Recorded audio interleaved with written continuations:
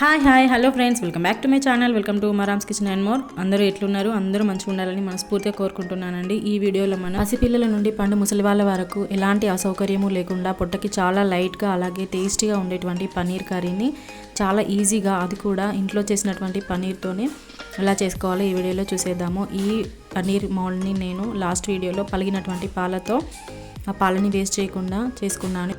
Video కావాలనుకుంటే డిస్క్రిప్షన్లో అలాగే ఫస్ట్ కామెంట్లో పిన్ చేస్తాను, వెళ్ళి చూడండి. ఇలా మనం స్టోర్ చేసుకున్నటువంటి పన్నీర్ 1 వీక్ వరకు కూడా ఫ్రెష్గా ఉంటుంది. 1 వీక్లో మనం ఏ రోజు చేసుకోవాలనుకుంటే ఆ రోజు చేసుకోవచ్చు అనమాట. ఇలా చేసుకునే ముందు పీసెస్లా కట్ చేసి పెట్టుకోవాలి. ఇప్పుడు ఒక మిక్సీ బౌల్ తీసుకొని అందులోకి 2 పచ్చిమిర్చి, 2 టమాటా, ఒక ఆనియన్ తీసుకొని మిక్సీ పట్టుకొని పెట్టుకోవాలి.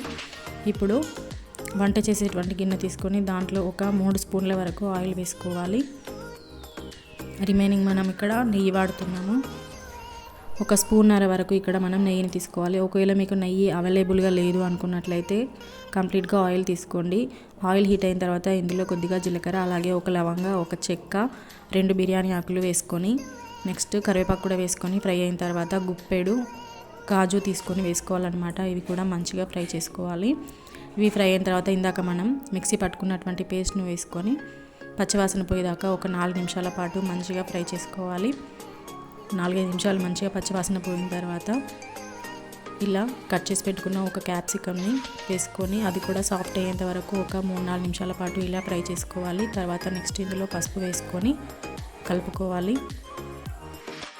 ఇలా మంచిగా మిక్స్ చేసుకున్న తర్వాత మూత పెట్టుకొని ఒక 3-4 మినిట్స్ పాటు ఇదంతా మంచిగా కుక్ అయిన దాకా కుక్ చేసుకోవాలి. నెక్స్ట్ ఇందులో కట్ చేసి పెట్టుకున్నటువంటి కొత్తిమీర కాడలను కూడా వేసుకొని ఫ్రై చేసుకోవాలి. ఇలా ఆయిల్ సపరేట్ అవుతుంది చూసారా? ఇలా సపరేట్ అవుతున్నటువంటి టైంలో టేస్ట్కి సరిపడా కారం అలాగే సాల్ట్ వేసుకోవాలి. ఇక్కడ నేను 2 స్పూన్ల కారం అలాగే 1 స్పూన్ సాల్ట్ వేసుకున్నాను. ఇప్పుడు ఇదంతా కూడా మంచిగా మిక్స్ చేసుకోవాలి. ఇలా మిక్స్ చేసుకున్న తర్వాత మూత పెట్టుకొని 1 నిమిషం పాటు ఫ్రై చేసుకోవాలి.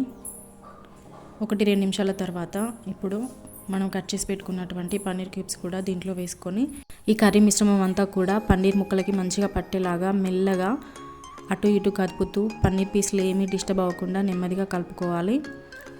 ఇలా ఒక 2 నిమిషాల పాటు మంచిగా ఫ్రై చేసుకోవాలి. పన్నీర్ పీసెస్కి కర్రీ మిశ్రమం పట్టేలాగా 2 నిమిషాలు ఫ్రై చేసుకున్న తర్వాత ఒక చిన్న టీ గ్లాస్ వాటర్ని తీసుకొని గ్రేవీ కోసం ఇలా వేసుకొని కలుపుకోవాలి. ఇప్పుడు మూత పెట్టుకొని ఒక 4-5 నిమిషాల పాటు మంచిగా కుక్ చేసుకోవాలి. ఈ టైంలో మనం ఒక 2 స్పూన్ల వరకు పెరుగు తీసుకొని ఉండలేమీ లేకుండా సాఫ్ట్గా మిక్స్ చేసుకొని ఇందులో వేసుకొని కలుపుకోవాలి. ఒక 2 నిమిషాల పాటు మూత పెట్టుకొని కుక్ చేసుకున్నామంటే మన కర్రీ రెడీ అయిపోయినట్లే. ఒక 2 నిమిషాల పాటు మూత పెట్టుకొని కుక్ చేసుకోవాలి. ఆ తర్వాత ఓపెన్ చేసుకొని కొద్దిగా మసాలా అలాగే కట్ చేసుకున్న కొత్తిమీర వేసుకుంటే కర్రీ అయిపోయినట్లే. ఇంకా స్టవ్ ఆఫ్ చేసుకోవాలి.